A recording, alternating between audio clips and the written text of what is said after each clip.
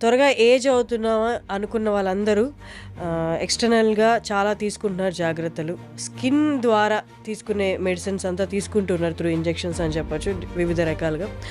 అలా కాకుండా internal medicine అనేది ఒకటి ఉంది. వృద్ధాప్యం వచ్చే వరకు ఆరోగ్యంగా ఉండడం ఎలా? కానీ మీ దగ్గరికి ఎలా వస్తారు అసలు జనాలు? కొంతమందికి చర్మం వ్యాధులు ఉంటాయి. అవి పెద్దగా డర్మటాలజిస్ట్ ట్రీట్ చేసే అంత పెద్ద వ్యాధి కాదు, చిన్న చిన్న మార్పులే అవసరం. అలాగే డైజెషన్ ప్రాబ్లమ్స్తో ఉంటారు. అలా అని గ్యాస్ట్రోఎంట్రాలజిస్ట్ దగ్గరికి వెళ్ళిపోయి పెద్ద పెద్ద ఆపరేషన్లు చేసుకోవాల్సిన పని కాదు. అసలు ఇంటర్నల్ మెడిసిన్ ద్వారా ఏంటి సొల్యూషన్? ముఖ్యంగా చూసుకోవాల్సిన 7 ఏజింగ్కి బయట ఉన్న మ్యాక్సిమం రీజన్స్ ఏంటి అంటే స్మోకింగ్ అండ్ ఆల్కహాల్. కానీ ఇది కాకుండా నిద్ర మనల్ని ఏజింగ్ చేస్తుందా? మనం ఎక్సర్సైజ్ చేసినా, ఎలాంటి ఫుడ్ తిన్నా, మనం పడుకున్నప్పుడు డీప్ స్లీప్లోకి వెళ్ళిన తర్వాత హ్యూమన్ గ్రోత్ హార్మోన్ అనే హార్మోన్ రిపేర్ చేస్తుంది బాడీని. ఫాస్టింగ్ అనేది కంపల్సరీయా or is that an optional thing? Fasting చాలా ముఖ్యమైనది. స్లీప్ తర్వాత నెక్స్ట్ ఏంటి అంటే ఫాస్టింగ్. ఎక్కువ అవర్స్ ఫాస్టింగ్ కూడా leads to stones in kidney అంటారు. ఫాస్టింగ్ చాలా కాలం ఉండి నీళ్లు సరిగ్గా తీసుకోకపోవడము, దీనివల్ల సెలబ్రిటీస్ ఇది వాడుతున్న ప్రోడక్ట్ ఏంటి అంటే ఎక్స్టర్నల్ కొలాజిన్ ఇంటేక్ అనమాట. అది త్రూ టాబ్లెట్స్ ద్వారా కానీ ఇంజెక్షన్స్ ద్వారా కానీ కొలాజిన్ తీసుకుంటే మన స్కిన్ ఎలాస్టిసిటీ బాగుంటుంది, ఏజింగ్ అనేది ఫాస్ట్గా అవ్వదు అని. కొలాజిన్ చాలా ఇంపార్టెంట్ అండి. అది మన నెయిల్స్లో ఉంటుంది, స్కిన్లో ఉంటుంది, జాయింట్స్లో ఉంటుంది. అది న్యాచురల్గా తగ్గిపోతూ ఉంటుంది మనం ఏజ్ పెరుగుతూ ఉంటుంది. What is this biological age? మనం బర్త్డేలు ఏం చేసుకుంటామో అది మన క్రోనలాజికల్ ఏజ్. అది మనందరికీ తెలుసు. కానీ మన శరీరం అదే ఏజ్ ఉంది అనే అవసరం లేదు. ఇంత ఇన్ఫర్మేషన్ వినిన తర్వాత వెంటనే అందరికి వచ్చే క్వశ్చన్ ఏంటి అంటే ఇవన్నీ ఎక్కువ ఛార్జెస్ ఉంటాయేమో, ఎక్కువ ప్రైస్ ఉంటుందేమో మేము వెళ్ళి చూపించుకోవడానికి అంటే దాని గురించి మీరు అంటే ఎగ్జాక్ట్గా చెప్పకపోయినా ఒక అవగాహన. హెల్దీ ఏజింగ్ అంటే డాక్టర్ని రీచ్ అయ్యే కన్నా ముందే మనం చాలా చేసుకోవచ్చు. అది నేను చెప్పాను కదా, ఫుడ్లో ఎలాంటి జాగ్రత్తలు తీసుకోవాలి, నిద్ర, ఎక్సర్సైజ్, స్ట్రెస్ని ఎలా మేనేజ్ చేసుకోవాలి, ఇవన్నీ మీరు ఇంట్లో కూర్చొని చేసుకునేవే చెప్పాను. ఇవన్నీ చేస్తున్నా కూడా సమస్యలు ఇంకా ఉన్నాయంటే అప్పుడు వచ్చి సంప్రదించవచ్చు.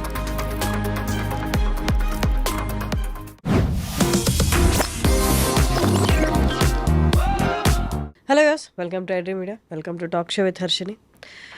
నార్మల్గా ఇప్పుడు అందరూ చాలామంది లైఫ్ స్టైల్ వల్ల అని చెప్పొచ్చు, లేకపోతే పొల్యూషన్ వల్ల చెప్పొచ్చు, త్వరగా ఏజ్ అవుతున్నామా అనుకున్న వాళ్ళందరూ ఎక్స్టర్నల్గా చాలా తీసుకుంటున్నారు జాగ్రత్తలు. డర్మటాలజిస్ట్ దగ్గరికి వెళ్తున్నారు, స్కిన్ ద్వారా తీసుకునే మెడిసిన్స్ అంతా తీసుకుంటున్నారు త్రూ ఇంజెక్షన్స్ అని చెప్పచ్చు వివిధ రకాలుగా. అలా కాకుండా ఇంటర్నల్ మెడిసిన్ అనేది ఒకటి ఉంది. సో మనం ఇవేమీ కాకుండా త్రూ మన బాడీలో చేంజెస్ చేసుకుంటూ, డైట్లో చేంజ్ చేసుకుంటూ, లైఫ్ స్టైల్ చేంజ్ చేసుకుంటూ మనం ఏజింగ్ అనేది కొంతవరకు స్టాప్ చేయొచ్చు అన్నది ఇవాళ నాతో ఉన్న సమతా గారు, డాక్టర్ సమతా గారు, ఇంటర్నల్ మెడిసిన్ ఎండీని, internal medicine and longevity expert అంటున్నారు. అంటే నాకు తెలిసిన నాలెడ్జ్ నేను కొంతవరకు చెప్పాను. పూర్తి డీటెయిల్స్ సమతా గారిని అడిగి తెలుసుకుందాం. నమస్తే. నమస్తే అండి, ఎలా ఉన్నారు? గుడ్. సో నాకు అర్థమైన నాలెడ్జ్తో కొంచెం చెప్పగడానికి ట్రై చేశాను, but you are the right person to speak more. అంటే ఇప్పుడు నేను ఇప్పటి నుంచి తక్కువ మాట్లాడతాను, మీరే ఎక్కువ చెప్పాలి. What is this internal medicine? ఇప్పుడు దాకా మాకు తెలిసింది అంటే ఎక్కువ అవేర్నెస్ ఉన్నది ఏంటి అంటే యూనో విత్ ఇంజెక్షన్స్, పిఆర్పి, వీటన్నిటి ద్వారా మనం ఏజింగ్ అనేది కొంతవరకు స్టాప్ చేయొచ్చు. ఇన్ఫ్యాక్ట్ కరెక్ట్ వర్డ్ చెప్పాలంటే యాంటీ ఏజింగ్ అని వాడుతున్నారు. What is this internal medicine all about? Internal anti ageing అంటున్నాం కదా. సో బేసికలీ ఏంటి అంటే మనకి రెండే తెలుసు. ఒకటి జబ్బు వస్తే డాక్టర్ దగ్గరికి వెళ్ళడము, హాస్పిటల్కి వెళ్ళడము, లేకపోతే జబ్బు లేకపోతే ఇంట్లో ఉండడం, మన పనులు మనం చేసుకోవడం, రెండే తెలుసు. కానీ రెండింటికి మధ్య అంటే ఏదైనా జబ్బు వచ్చే ముందు బాడీలో చాలా చేంజెస్ జరుగుతాయి. అవి ముందే మనం గనక పట్టుకుంటే, అవి కొన్ని టెస్టుల ద్వారా ముందే తెలుసుకుంటే ఏం జరుగుతుంది, ఎక్కడ ఇంబ్యాలెన్స్ అయింది అనేది ముందే తెలుసుకుంటే కొన్ని చేంజెస్ చేసుకొని ఈ జబ్బులు మనము లేట్గా పుష్ చేయొచ్చు, ఎర్లీగా రాకుండా. ఎలాంటివి? మోకాల నొప్పులు, sugar, type 2 diabetes, hyper tension, ఈ కార్డియాక్ జబ్బులు, క్యాన్సర్, ఇవన్నీ మనము లేట్గా వచ్చేలాగా చేయొచ్చు. లేదంటే దీన్నే స్లోయింగ్ డౌన్ ఏజింగ్ అంటారు. అంటే వృద్ధాప్యం వచ్చే వరకు ఆరోగ్యంగా ఉండడం ఎలా, ఓకే. అది internal anti ageing. Anti ageing కన్నా మనం హెల్దీ ఏజింగ్ అని చెప్పుకోవచ్చు. కొంతవరకు పాజిటివిటీ తెచ్చినా కొంతవరకు అది కైండ్ ఆఫ్ కంపల్షన్ అనేది జనాల్లో పడిపోయిందేమో అన్నట్టు అనిపిస్తుంది. వృద్ధాప్యం వచ్చిన తర్వాత ఆరోగ్యంగా ఉండడం ఎలా అంటే మన పనులు మనం చేసుకోగలగాలి, హ్యాపీగా హెల్దీగా ఉండాలి, మన పిల్లలతో ఆడుకోగలగాలి, ఎక్కువ హాస్పిటల్ చుట్టూ తిరిగే జబ్బులు రాకుండా ఉండేలాగా ఉండాలి, ఎక్కువ మందులు వాడకూడదు. ఇదే కదా మనకు కావాల్సింది. ఇండిపెండెన్స్, మనల్ని మనం చూసుకోగలగాలి, తొందరగా ఏమైనా జారి పడ్డప్పుడు ఎముకలు వీరకుండా స్ట్రాంగ్గా ఉండాలి. ఇది మనకు కావాల్సింది హెల్దీ ఏజింగ్లో. అది కాకుండా ఈ జబ్బులు అనేవి ఒక్కసారి వచ్చాయంటే, ఇవి డయాబెటీస్ కానీ, హైపర్ టెన్షన్ కానీ, హార్ట్ డిసీజ్ కానీ మనకు తెలుసు, అవి మనకి లైఫ్ లాంగ్ ఉంటాయి. అంటే లైఫ్ లాంగ్ మనం మందులు వాడుతూ కంట్రోల్లో పెట్టుకోవాలి. మరి అవి రాకుండా ఉంటే ఇంకా బెటర్ కదా. అవి రాకుండా ఎక్కువ కాలం ఆరోగ్యంగా ఉండడం ఎలా, ఇది మనము హెల్దీ ఏజింగ్ ద్వారా ఇవాళ సాధ్యం. దీన్నే మనము స్లో డౌన్ ఏజింగ్ అనొచ్చు, రివర్స్ ఏజింగ్ అంటారు, యాంటీ ఏజింగ్ అని. ఏ పదాలు వాడినా మనము జబ్బులు తొందరగా రాకుండా మనం ఓల్డ్ ఏజ్లోకి హెల్దీగా ఆరోగ్యంగా వెళ్ళాలి. కానీ మీరు అన్నట్టు ఇప్పుడు నాకు ఏదైనా హెల్త్ ప్రాబ్లం వచ్చింది, డాక్టర్ దగ్గరికి వెళ్తాను. లేకపోతే నాకు ఏజింగ్ సిమ్టమ్స్ కనిపిస్తే నేను డాక్టర్ దగ్గరికి వెళ్తాను. కానీ మీ దగ్గరికి ఎలా వస్తారు అసలు జనాలు? ఎలా రావాలి, ఎందుకోసం రావాలి, ఎలా రావాలి, ఎందుకు రావాలి? ఇప్పుడు కొంతమందికి చర్మం వ్యాధులు ఉంటాయి. అవి పెద్దగా డర్మటాలజిస్ట్ ట్రీట్ చేసే అంత పెద్ద వ్యాధి కాదు, చిన్న చిన్న మార్పులే అవసరం. అలాగే గట్ ఇష్యూస్, డైజెషన్ ప్రాబ్లమ్స్తో ఉంటారు. అలా అని గ్యాస్ట్రోఎంట్రాలజిస్ట్ దగ్గరికి వెళ్ళిపోయి పెద్ద పెద్ద ఆపరేషన్లు చేసుకోవాల్సిన పని కాదు. అంటే తేపులు రావడం కానీ, తిన్నది సరిగ్గా అరగకపోవడం కానీ, పొట్ట ఉబ్బరంగా అనిపించడం కానీ, ఇలాంటివి. లేదు 40లోకి వెళ్ళాము, 30లో 20లో ఉన్నట్టుగా ఎనర్జీ లేదు, తొందరగా అలసిపోతున్నాం, మధ్యాహ్నం అయ్యేసరికి నిద్ర వస్తుంది, ఎనర్జీ ఉండట్లేదు, పిల్లలతో ఆడుకోలేకపోతున్నాను, లేదు నడుం భాగం పెరిగిపోయింది, ముందులాగా లేను, ఇలాంటి చిన్న చిన్న మార్పులు. అలాగే బ్లడ్ టెస్ట్లలో ఇప్పుడిప్పుడే కొలెస్ట్రాల్ మెల్లగా పెరగడం చూస్తున్నాము. ఈ మధ్య బ్లడ్ ప్రెషర్ ఇంత ఎక్కువ ఉండేది కాదు, తక్కువ ఉండేది. అలాగని హైపర్ టెన్షన్కి ట్రీట్మెంట్ తీసుకునే అంత ఎక్కువ కాదు. ఇప్పుడు మనము 130 పైన కిందది 90 పైన ఉన్నప్పుడు హైపర్ టెన్షన్ అని మందులు పెడతాం. అంటే ఒక్కసారి బ్లడ్ ప్రెషర్ చెక్ చేసి పెట్టము, తరచుగా ఎక్కువగా ఉంటే అప్పుడు హైపర్ టెన్షన్ అని మందులు పెడతాం. కానీ అంతకు ముందు ఇంకా ఎంత తక్కువ పెట్టుకుంటే బెటరు. అసలు చెప్పాలంటే పైది 125, కిందది బ్లడ్ ప్రెషర్ 75, అంతలోపు మెయింటైన్ చేస్తే మనం బాగా హెల్తీగా ఉన్నట్టు. సో ఇలాంటి చిన్న చిన్న మార్పులు వచ్చినప్పుడే వాటికి మనం సరైన జాగ్రత్తలు తీసుకుంటే డయాబెటీస్, హైపర్ టెన్షన్ అటు వెళ్లకుండా ఉంటాం. స్టార్టింగ్ సిమ్టమ్స్ అని చెప్పొచ్చా? అవునండి. సో ఇక్కడే మనం కేర్ తీసుకుంటే త్రూ మీరు చెప్తున్న ఇంటర్నల్ మెడిసిన్ ద్వారా సో మనం అవాయిడ్ చేయొచ్చు లేటర్ ఆన్ స్టేజెస్లో. అంటే ఇప్పుడు ఓకే, ఇవి నాకు ఈ సిమ్టమ్స్ ఉన్నాయి, మీరు చెప్పిన సిమ్టమ్స్ ఉన్నాయి, గట్ స్లైట్లీ డిస్టర్బెన్సెస్ ఉంది, కొలెస్ట్రాల్ లెవెల్ కూడా ఇప్పుడిప్పుడే పెరుగుతుంది. సో మీ దగ్గరికి వస్తే ఏంటి అసలు ఏం చెప్తారు, ఏం చేస్తారు అనేది, అసలు ఇంటర్నల్ మెడిసిన్ ద్వారా ఏంటి సొల్యూషన్ వాళ్ళు? సో మనము ముఖ్యంగా చూసుకోవాల్సిన 7 న్యూట్రిషన్ ఎలా ఉంది, ఆహార పద్ధతి ఎలా ఉంది, పొద్దునుండి రాత్రి వరకు అసలు ఏం తింటున్నాము, ఫాస్టింగ్ చేస్తామా, ఉపవాసం ఉంటామా, ఉంటే ఎన్ని గంటలు ఉంటాము, ఫుడ్ తింటే ఎక్కడ తింటాం, బయట తింటామా, రెస్టారెంట్లో తింటామా, ప్యాకేజ్ ఫుడ్ తింటామా, ప్లాస్టిక్ డబ్బాల్లో తింటామా, ఫ్రై చేసుకొని తింటామా, బాయిల్ చేసుకొని తింటామా, ఎలా తింటాం, ఎలాంటి ఆయిల్ వాడతాము, మేకప్లో అవి వేసుకుంటామా, ఒంటిపైన ఎంత టాక్సిన్స్ ఉన్నాయి, ఎలాంటి వాటర్ ఫిల్టర్డ్ వాటర్ వాడతామా, ఎలాంటి వాటర్ వాడతాము, ఈ ప్లాస్టిక్ డబ్బాల్లో వాటర్ వాడతామా, అది స్లీప్ ఎలా ఉంది, ఎన్ని గంటలు పడుకుంటాం, పడుకుంటే డీప్ స్లీప్లోకి వెళ్తామా, మధ్యలో లేస్తామా, స్నోరింగ్ చేస్తామా, ఊపిరి ఆగిపోతుందా మధ్యలో, యాప్నియా ఉంటుందా, హార్మోన్స్ ఎలా ఉన్నాయి, బ్యాలెన్స్లో ఉన్నాయా లేదా, బాడీలో ఏదైనా ఇన్ఫ్లమేషన్ ఉందా, బాడీ స్ట్రెస్, ఇన్ఫ్లమేషన్ అంటే బాడీ స్ట్రెస్ఫుల్గా ఉందా, ఫైటింగ్ స్టేజ్లో ఉందా, దానికి టెస్ట్లు ఉంటాయి చెప్తాను. సో ఇంకా అలాగే మైండ్ అసలు రెస్ట్ఫుల్గా ఉందా, mental health issues, emotional disturbances ఏమైనా ఉన్నాయా, ఇవన్నీ చూస్తామన్నమాట. అలాగే న్యూట్రిషన్ కరెక్ట్గా ఉందా, విటమిన్స్ ఏమైనా డెఫిషియెంట్గా ఉన్నాయా, ఇవన్నీ చూస్తాము. సో ఏ ప్రాబ్లంతో వచ్చినా ఫుడ్ ఎలా ఉంది, వాటర్ ఎలా ఉంది, టాక్సిన్స్ ఏమైనా వెళ్తున్నాయా, హార్మోనల్ బ్యాలెన్స్ ఉందా, ఎమోషనల్ హెల్త్ బాగుందా, ఎక్సర్సైజ్ ఉందా, హైడ్రేషన్ ఉందా, స్ట్రెస్ని రిలీవ్ చేసుకోవడానికి ఏం పద్ధతులు వాడుతున్నారు, బ్రీదింగ్ అలాంటివి, ఇలాంటివన్నీ చూస్తాం అన్నమాట. సో ఎక్కడెక్కడ ఇంబ్యాలెన్స్ ఉందో, ఎక్కడైతే మిస్టేక్స్ చేస్తున్నామో అక్కడ వాటిని కరెక్ట్ చేస్తూ వెళ్ళడం. ఓకే. సో అంటే ఇప్పుడు మీరు అన్నట్టు ఏజింగ్కి ఇప్పుడున్న బయట ఉన్న రీజన్స్, మ్యాక్సిమం రీజన్స్ ఏంటి అంటే smoking and alcohol and pollution.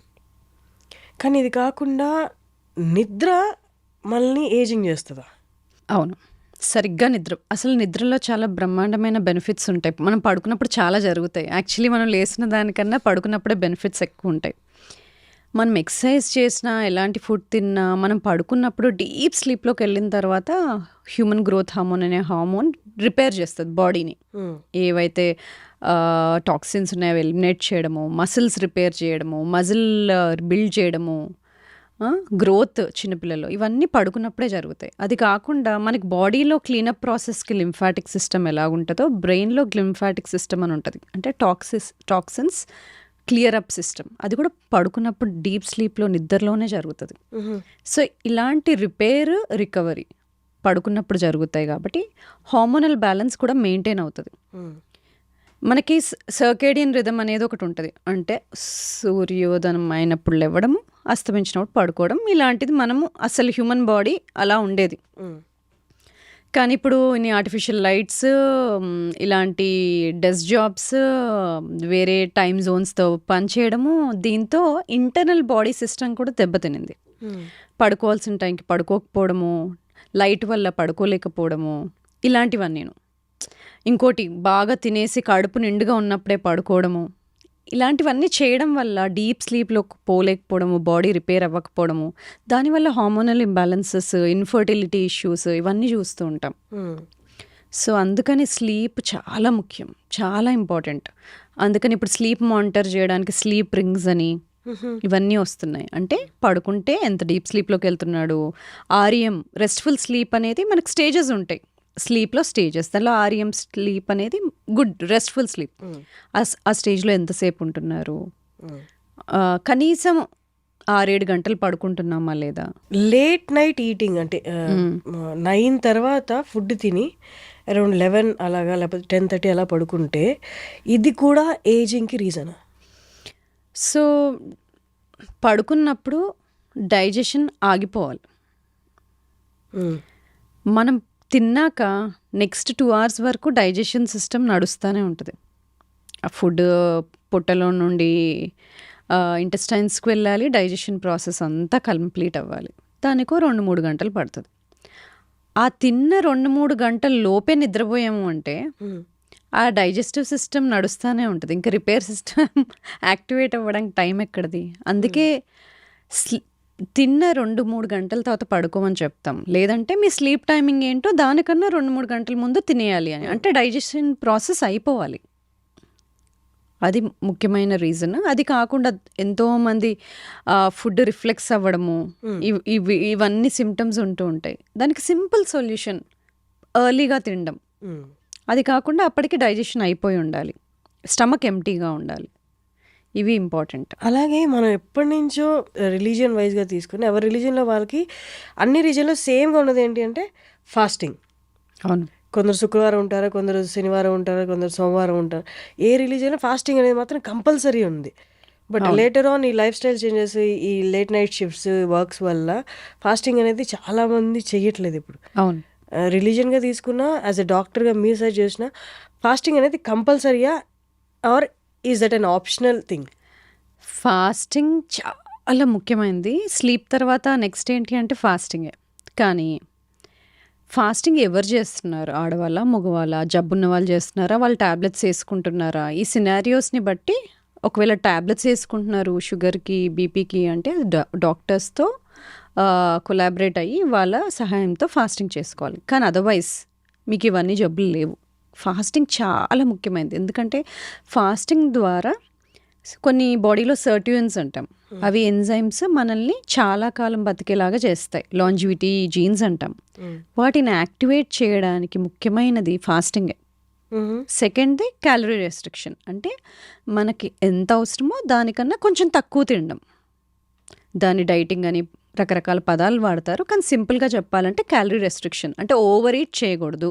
అవసరానికి మించి తినకుండా ఉన్నప్పుడు, ఇంకా ఫాస్టింగ్ చేసినప్పుడు, ఇంకా ఎక్సర్సైజ్ కరెక్ట్గా చేసినప్పుడు మనం చాలా కాలం బతికే జీన్స్ యాక్టివేట్ అవుతాయి, లాంజివిటీ జీన్స్. అది కాకుండా బాడీకి ఒక రిపేర్ ప్రాసెస్ ఉంటుంది. ఎప్పుడైనా సిస్టమ్ రాంగ్ వెళ్ళిందనుకోండి, మ్యానుఫ్యాక్చరింగ్ యూనిట్ ఉంది, ఏవైనా మెషిన్స్ తయారవుతున్నాయి, సరిగ్గా మెషిన్ కోడ్ అయినట్టు తయారవ్వకపోతే అది క్లియరప్ చేసేస్తుంది. సేమ్ బాడీలో క్లియరప్ ప్రాసెస్ని ఆటోఫేజీ అంటాం. సరిగ్గా సెల్స్ క్లీనప్ ప్రాసెస్ అవ్వకపోతే అది అవసరం లేని టాక్సిన్స్ని రిలీజ్ చేస్తుంది. అది మంచిది కాదు. సో ఆ క్లీనప్ ప్రాసెస్ ఆటోఫేజీని స్టిమ్యులేట్ చేయడానికి కావాల్సింది ఫాస్టింగ్. సింపుల్. సో ఆ ఫాస్టింగ్ ఎంతో 2-3 రోజులు అవ్వాల్సిన అవసరం లేదు. సింపుల్ చిన్న ఫాస్టింగ్ 12 hours, 12 గంటలు. అంటే రాత్రి 7ంటికి తినడం ఆపేసామంటే పొద్దున 7ంటికి తింటే 12 గంటలు ఫాస్టింగ్ ఉన్నట్టే. ఒకవేళ 12 గంటలు ఆల్రెడీ అలవాటు ఉన్న వాళ్ళు 13 గంటలు, 14 గంటలు అలా పెంచుకుంటూ వెళ్ళొచ్చు. కానీ ఆడవాళ్ళకి మగవాళ్ళకి కొంచెం డిఫరెన్స్ ఉంటుంది. ఆడవాళ్ళు సైకిల్ అంతా మనకి హార్మోన్స్ డిఫరెంట్గా ఉంటాయి కాబట్టి ఆడవాళ్ళ ఫాస్టింగ్ శైలి కొంచెం చేంజ్ అవ్వాలి. మనకి మెన్స్ట్రువల్ సైకిల్ పీరియడ్స్ మొదలైన తర్వాత ఒక 6వ రోజు నుండి ఒక 15వ రోజు వరకు బాగా ఎక్సర్సైజ్ చేయొచ్చు, బాగా ఫాస్టింగ్ చేయొచ్చు.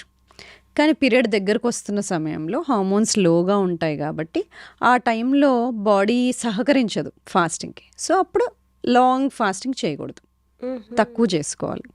ఓకే. కానీ నేను విన్నాను ఎక్కువ అవర్స్ ఫాస్టింగ్ కూడా leads to stones in kidney అంటారు. Is that true? డీహైడ్రేషన్ ముఖ్యంగా.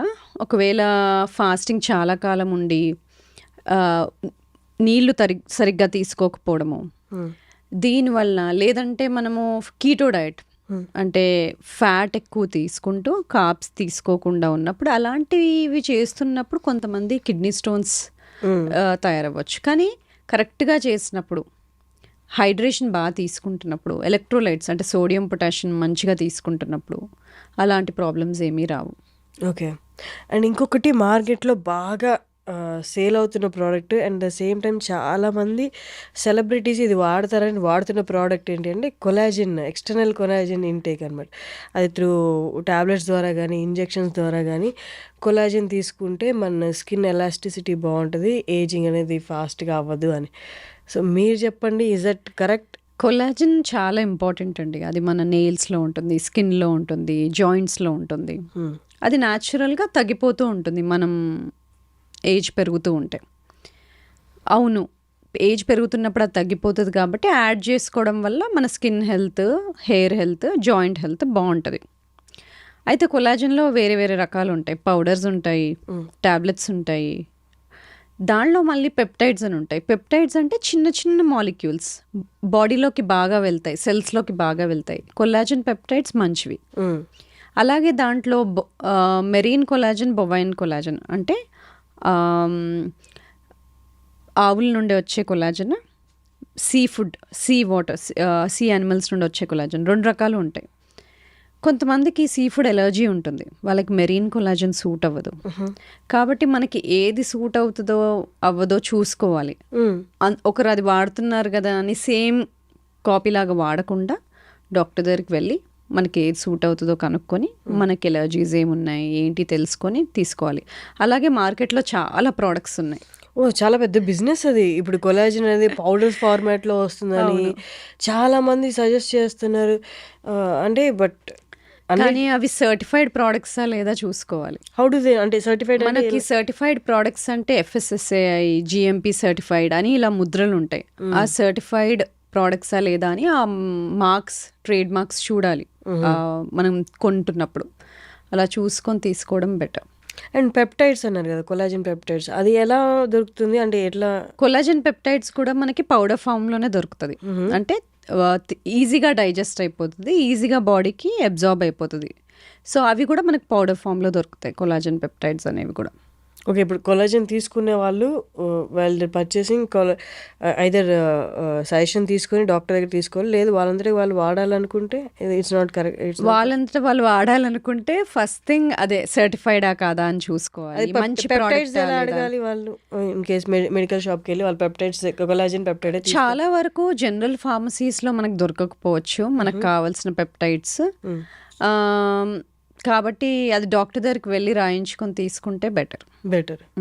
ఓకే. కన్సర్న్డ్ డర్మటాలజిస్ట్ అయినా ఎవరైనా డాక్టర్ దగ్గరికి వెళ్ళి అడిగి తీసుకుంటే బెటర్. ఈ మధ్య ఎక్కువ చూస్తున్నాము మీ బయలాజికల్ ఏజ్ తెలుసుకోవడం ఎలా అని కూడా అంటున్నారు. అంటే మన ఏజ్ ఏంటో నాకు తెలుసు, నా ఏజ్ ఏంటో నాకు తెలుసు. What is this biological age? మనం బర్త్డేలు ఏం చేసుకుంటామో అది మన క్రోనలాజికల్ ఏజ్, అది మనందరికీ తెలుసు. కానీ మన శరీరం అదే ఏజ్ ఉంది అనే అవసరం లేదు. నేను నా జీవన శైలి ఎలా ఉంది, నా ఆహార పదార్థాల లైఫ్ ఎలా ఉందన్న దాన్ని బట్టి నా ఏజ్ ఎక్కువ ఉండొచ్చు తక్కువ ఉండొచ్చు, నా ఇంటర్నల్ బాడీ ఏజ్, దాన్ని బయలాజికల్ ఏజ్ అంటాం. కాబట్టి మన బర్త్డే ఏజే మన బాడీ ఏజ్ అవ్వాల్సిన అవసరం లేదు. అందుకని ఎవరైతే బాగా రోజు ఆహారం బాగా తీసుకుంటారో, జీవనశైలి బాగుంటుందో, ఎక్సర్సైజ్ బాగా చేస్తారో, వీళ్ళ బయలాజికల్ ఏజ్ కొంచెం తక్కువ ఉంటుంది. అయితే దీనికి సింగిల్ టెస్ట్ ఏదైనా ఉంటుందా అంటే అది సింగిల్ టెస్ట్తో చెప్పలేం. ఎందుకంటే చాలా కాంప్రహెన్సివ్గా చూడాలి. ఎందుకంటే ఒక ఏజ్ అనేది కాంప్లెక్స్ ప్రాసెస్. దానికి ఒక ఇంటర్నల్ ఏజ్ ఇవ్వాలి అంటే ఏమేమి చూడాలి? బ్లడ్లో అంటే మనం కొలెస్ట్రాల్ చూస్తాము, షుగర్స్ ఎలా ఉన్నాయో చూస్తాము. అలాగే మెజర్మెంట్లో మన వేస్ట్ టు హిప్ రేషియో అంటే నడుం భాగం తుంటి భాగము మెజర్ చేసినప్పుడు దానికి కొలతలు తీసుకున్నప్పుడు ఆడవాళ్ళైతే వేస్ట్ టు హిప్ రేషియో 0.85 కన్నా ఎక్కువ ఉంటే, లేదు మగవాళ్ళల్లో 0.9 కన్నా ఎక్కువ ఉంటే వాళ్ళకి టైప్ 2 డయాబెటీస్ కానీ, కొలెస్ట్రాల్ కానీ, హైపర్ టెన్షన్ కానీ, గుండె జబ్బులు కానీ వచ్చే ప్రమాదం ఎక్కువ. అందుకనే ఈ కొలతలు కూడా ఇంపార్టెంటే. ఇంతకుముందు బిఎంఐ అని చూసేవాళ్ళం, బాడీ మాస్ ఇండెక్స్, అంటే మీ హైట్కి మీరున్న వెయిట్ ఎంత అని. కానీ దాంట్లో కొన్ని లోపాలు ఉంటాయి. ఎలా? బాగా ఎక్సర్సైజ్ చేసే అతను ఉంటాడు, అతనికి మసిల్ ఎక్కువగా ఉంటుంది. మీరు బిఎంఐ చూస్తే ఎక్కువగా ఉంటుంది, అంటే కొవ్వు ఎక్కువ ఉన్నట్టు కాదు కదా. అందుకని మనకు కరెక్ట్గా తెలవాల్సింది బాడీ కాంపోజిషన్ అనాలిసిస్. అంటే బాడీలో కండరాలు ఎన్ని ఉన్నాయి, కొవ్వు ఎంత ఉంది, ఎముకల క్వాలిటీ ఎలా ఉంది, బోన్, ఫ్యాట్, మసిల్ రేషియో, ఇది ముఖ్యమైనది బిఎంఐ కన్నా. సో ఇవి తెలియాలి. బ్లడ్ మార్కర్స్ ఇంతకుముందు చెప్పాము. ఇది కాకుండా మనకి కొత్తగా ఎపిజెనెటిక్ క్లాక్స్ అని వచ్చాయి. అంటే ఏంటి? మనకు అందరికి ఒక బ్లూ ప్రింట్ ఉంటుందా, మన బాడీ ఇలా తయారవ్వాలని. మన అమ్మలు మనకి పుట్టినప్పుడు మనకు ఒక డిఎన్ఏ జీన్స్ ఉంటాయి, అది మన బ్లూ ప్రింట్. అది మనం చేంజ్ చేయలేం. అది మనకి ఫ్యూచర్లో ఎలాంటి జబ్బులు వస్తాయి అనేది ఒక 10 to 15% డిసైడ్ అయి ఉంటుంది. అంటే 80 to 85% తర్వాత మనం ఎలాంటి ఆహారం తీసుకుంటాము, వ్యాయామం చేస్తామా లేదా, స్ట్రెస్ఫుల్గా ఉంటామా, నిద్ర ఎలా పోతున్నాము, జీవనశైలి ఎలా ఉంది అన్న దాన్ని బట్టి ఆ మిగతా 85% డిసైడ్ అవుతుంది. దీన్ని ఎపిజెనెటిక్స్ అంటాము. అంటే జీన్స్ చుట్టూ మనం చేసే మార్పులు ఏంటి అని. దీన్ని డిఎన్ఏ చుట్టూ జరిగే మార్పుల్ని గమనించి వచ్చిన టెస్ట్ ఎపిజెనెటిక్ టెస్ట్. కొంచెం ఏదైనా ఒక టెస్ట్ దగ్గరగా ఉందా అంటే అది ఎపిజెనెటిక్ టెస్ట్ అనమాట. ఓకే. కాకపోతే ఆ సింగిల్ టెస్ట్ చూడకూడదు. నేను ఇంతకుముందు చెప్పిన విధంగా బ్లడ్లో ఎలా ఉన్నాయి చేంజెస్, ఈ హిస్టరీ ఎలా ఉంది, ఎపిజెనెటిక్ టెస్ట్ అనేది బయలాజికల్ ఏజ్ తెలుసుకునేయడానికి అవకాశం ఉంది. అయితే ఇప్పుడు ఈ లాస్ట్ 3-4 సంవత్సరాల్లో వచ్చిన టెస్ట్ ఇది. ఫ్యూచర్లో మనకి ఇంకా కొత్త టెస్ట్లు వస్తాయి, కానీ బేసిక్స్ మనం మర్చిపోకూడదు. బేసిక్స్ ఏంటి? నడుం భాగం తుంటి భాగం రేషియో అని చెప్పాను, మన మసిల్, బోన్, ఫ్యాట్ రేషియో అని చెప్తున్నాము, అంటే బాడీ ఫ్యాట్ పర్సంటేజ్ ఎంత ఉంది, బ్లడ్లో ఈ లిపిడ్ ప్రొఫైల్స్ కానీ, బ్లడ్ షుగర్స్ కానీ, విటమిన్ ప్రొఫైల్స్ కానీ, హోమోసిస్టిన్, లైపోప్రోటీన్, ఇవన్నీ ఎలా ఉన్నాయి, ఇవన్నీ బేసిక్స్. వీటితో పాటు ఆ డిఎన్ఏ చుట్టూ జరిగే మార్పులు, ఇవన్నీ మనం తెలుసుకుంటాం. ఓకే, బయోలాజికల్ ఏజ్ ఏంటి తెలుసుకున్నాం, ఇలా ఉంది. ఇప్పుడు నెక్స్ట్ ఏంటి? ఏజ్ తగ్గించుకోవచ్చా? నెక్స్ట్ ఏంటి, ఎలా తగ్గించుకోవచ్చు, తగ్గిస్తే ఎలా తగ్గించాలి? ఫస్ట్ వ్యాయామం చేస్తున్నారా లేదా? అస్సలు చేయని వ్యక్తి అయితే మొదలు పెట్టాలి. ఎలా? వారానికి కనీసం 150 నిమిషాలు మోడరేట్ ఎక్సర్సైజ్, అంటే బ్రిస్క్ వాకింగ్ కానీ, యోగా కానీ, స్విమ్మింగ్ కానీ, ఏరోబిక్స్ కానీ ఇలాంటివి. లేదంటే 75 నిమిషాలు ఫాస్ట్ హై ఇంటెన్సిటీ ఎక్సర్సైజ్, అంటే ఫాస్ట్ బైకింగ్, హైకింగ్ ఇలాంటివి. కానీ ఇవి చేస్తే సరిపోతుందా? లేదు. మనము వృద్ధాప్యం వచ్చినాక, ఓల్డ్ ఏజ్ వచ్చినాక ఆరోగ్యంగా ఉండాలంటే ఆ ఏజ్ ఎంటర్ అయ్యేటప్పుడు, 50 ఎంటర్ అయ్యేటప్పుడు మన మసిల్ కండరాలు బాగుండాలి. అప్పటికీ కండరాలు తక్కువగా ఉన్నాయంటే మీకు డెఫినెట్గా ఈ జబ్బులు తొందరగా వచ్చేస్తాయి. ఇవి 4: డయాబెటీస్, హైపర్ టెన్షన్, కార్డియాక్ జబ్బు, క్యాన్సర్లు, స్ట్రోకు. ఇవి అయితే ఎందుకంటే 40 తర్వాత 40 సంవత్సరాలు ఒకసారి దాటామంటే ప్రతి సంవత్సరానికి 1% మజిల్ పోతుంది. కానీ దాంతో వచ్చే ప్రాబ్లం ఏంటి? మజిల్ పోతూ ఉంటే మనం తినే ఫుడ్ ఎనర్జీగా మారకుండా కొవ్వుగా మార్చి వెయిట్ పుట్ ఆన్ అవుతాం. మెల్లగా ఇన్సులిన్ రెసిస్టెన్స్లోకి వెళ్తుంది. అంటే మెటబాలిక్ ఫ్లెక్సిబిలిటీ తగ్గిపోతుంది, మెటబాలిక్ హెల్త్ అప్పటి నుండి డిస్టర్బ్ అవుతుంది. అదేంటంటే నేను 40 వరకు బాగానే ఉండదని 40 తర్వాత అన్ని మార్పులు చూస్తున్నా అంటారు కదా, ఇది ఇన్సులిన్ రెసిస్టెన్స్ అనేది మొదలవుతుంది. దీన్ని తగ్గించుకోవడానికి మనం స్ట్రెంగ్త్ ట్రైనింగ్, రెసిస్టెన్స్ ట్రైనింగ్ చేసుకున్నప్పుడు ఈ కండరాలు కోల్పోయే కెపాసిటీని తగ్గిస్తాం. మజిల్ లాస్ తగ్గుతుంది. మజిల్ లాస్ తగ్గినప్పుడు మెటబాలిజం బాగుంటుంది. అంటే మనం జబ్బుల్ని దూరంగా నెట్టుతున్నట్టేగా. సో అది కాకుండా ఫుడ్లో ఏం మార్పులు చేసుకోవాలి? మొదటిగా ఎవరైనా refined seed oils, sunflower oil, canola oil, rice bran oil, ఇవన్నీ మనం వాడుతున్నట్లయితే ఫస్ట్ ఇవి తీసేయాలి.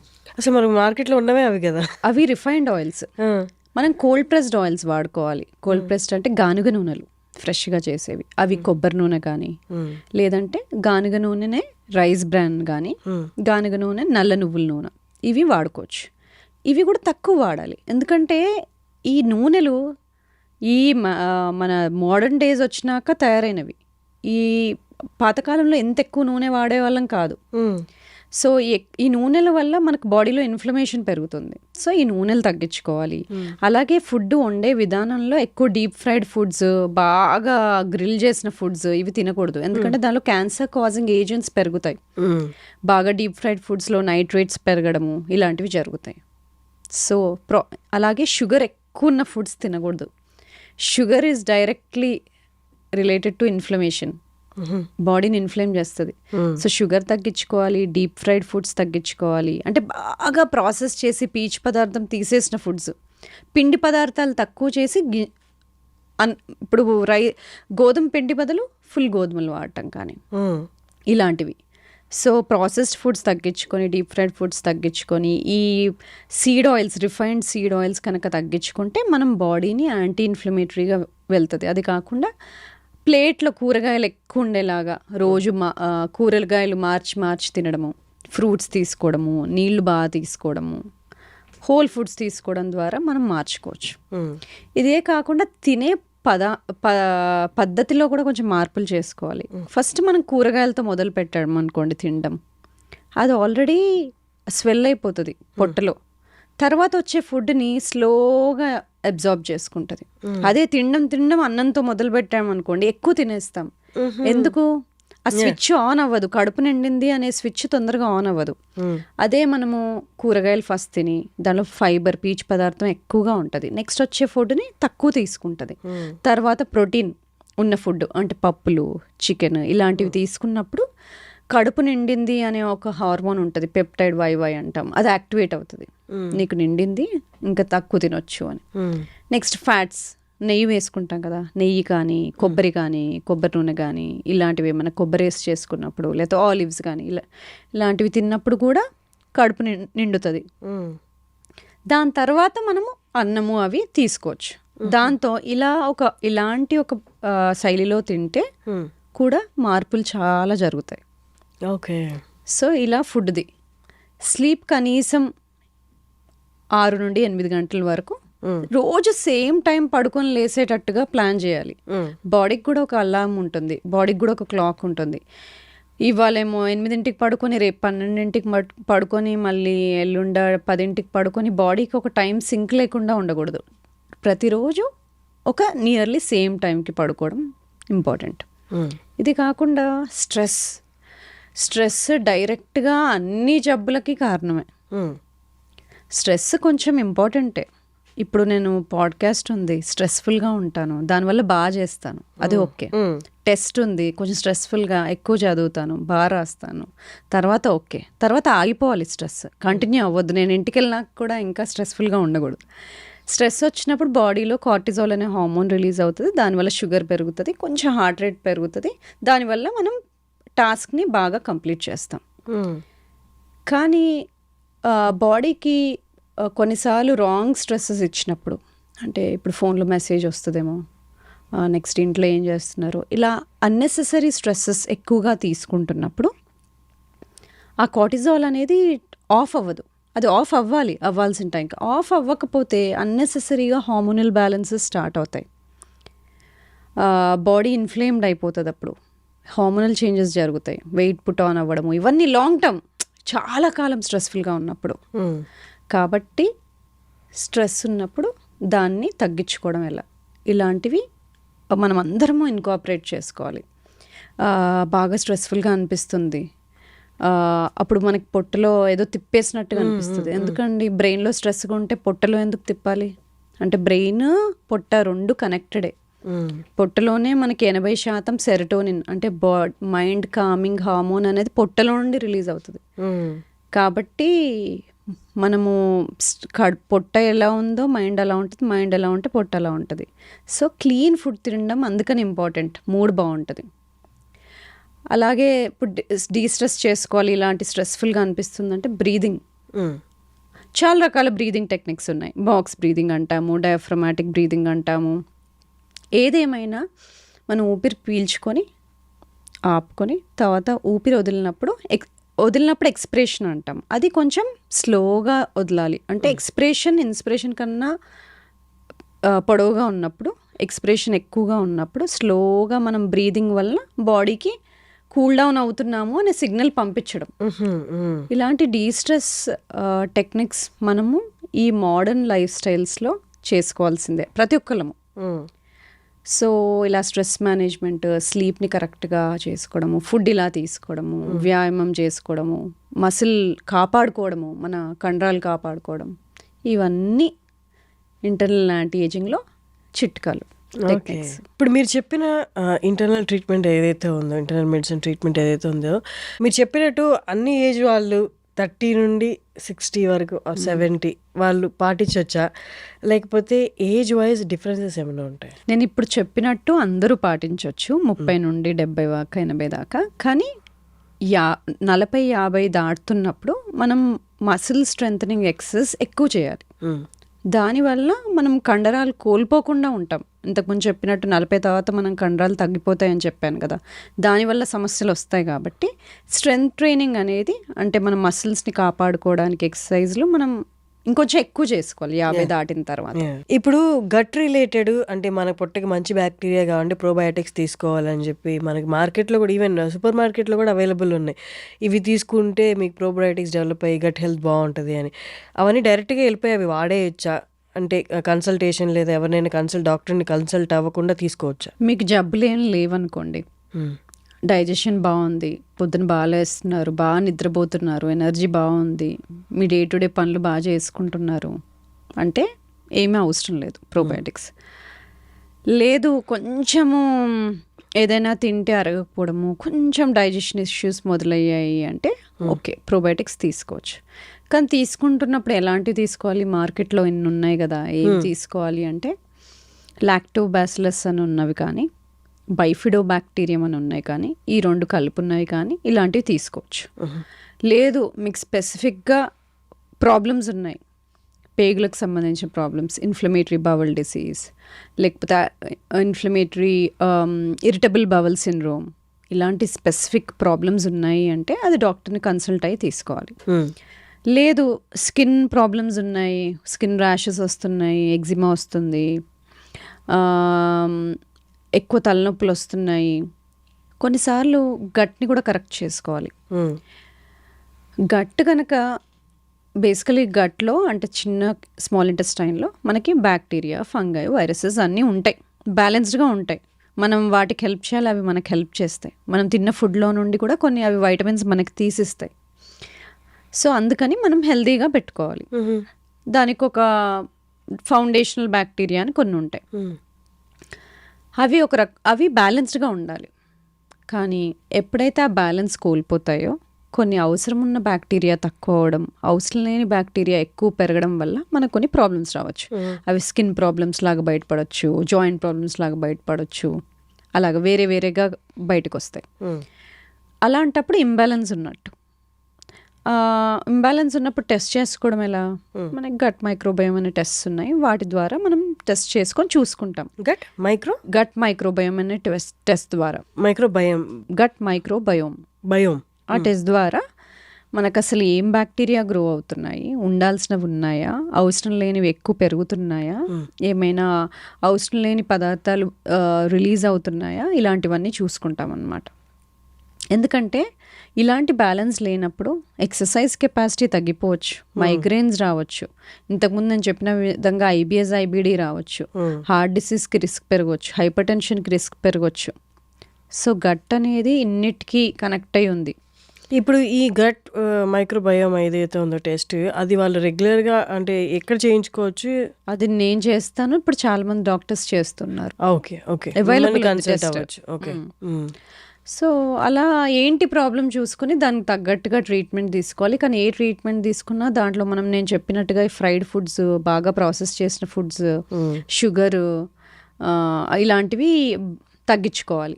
బాగా గ్రిల్ చేసిన ఫుడ్స్, రిఫైన్డ్ ఆయిల్స్ ఇలాంటివన్నీ తక్కువ చేసినప్పుడు బాడీ యాంటీ ఇన్ఫ్లమేటరీ స్టేట్లోకి వెళ్ళిపోయి ఆ సిమ్టమ్స్ అన్నీ తగ్గుతాయి.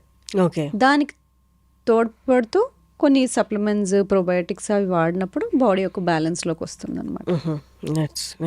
ఇప్పుడు అంటే ఇంత ఇన్ఫర్మేషన్ వినిన తర్వాత వెంటనే అందరికి వచ్చే క్వశ్చన్ ఏంటి అంటే, ఇవన్నీ ఎక్కువ ఛార్జెస్ ఉంటాయేమో, ఎక్కువ ప్రైస్ ఉంటుందేమో మేము వెళ్ళి చూపించుకోవడానికి, అంటే దాని గురించి మీరు అంటే ఎగ్జాక్ట్గా చెప్పకపోయినా ఒక అవగాహన జనాలకి.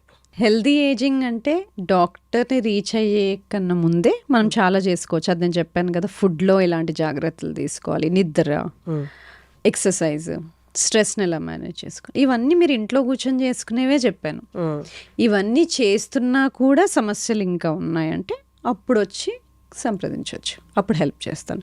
లేదు అంటే మిగతావన్నీ మీరు డాక్టర్ల దగ్గరికి ఎవరి దగ్గరికి వెళ్ళకుండా ఇంట్లోనే చేసుకునే మార్పులు ఇవన్నీ. సో మిమ్మల్ని కన్సల్ట్ అవ్వాలి అంటే ఎక్కడ, ఎలాగా, మీ ఒక్కసారి మీ హాస్పిటల్ గురించి? మా clinic name PMX health centre for longevity and personalised medicine. 30 నుండి 70, 80 దాకా ఎవరైనా ఆరోగ్యంగా ఉండాలనుకుంటున్నప్పుడు, ఆరోగ్యంగా వృద్ధాప్యంలోకి వెళ్ళాలి అనుకుంటే వాళ్ళందరికీ అవసరం ఉండే ట్రీట్మెంట్స్ ఇక్కడ ఉంటాయి. Okay, that's nice. Thank you so much for coming Samatha గారు. Thank you.